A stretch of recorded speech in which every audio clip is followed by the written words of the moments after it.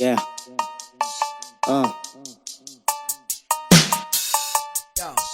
Yo.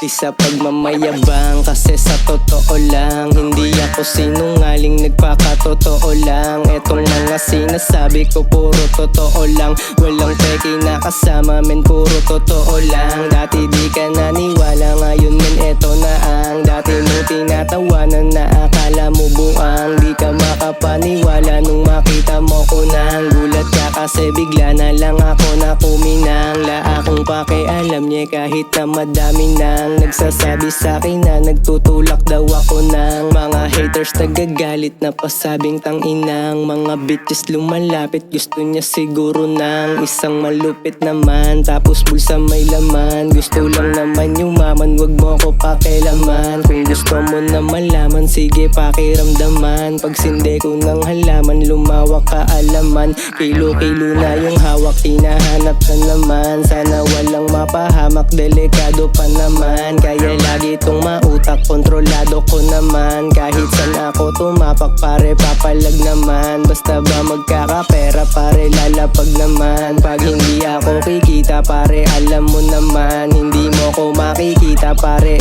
kasi naman nag-iingat lang ako, baka kasi mataniman. Yung ibang mga silop dyan, mga ganun pa naman. Kunwari merong nakuha kahit na wala naman. Sasabihin mo na lang na parang awa mo naman. Mata mo mapapaluwa pero sana wag naman. Kung sino makaunawa, matututunan naman. Siguradong mahahawa, utak magkakalaman. Sa amin ho dito tumapak para magkaalaman. Kasi mga talamak itong grupo ni Yoki Man, yeah.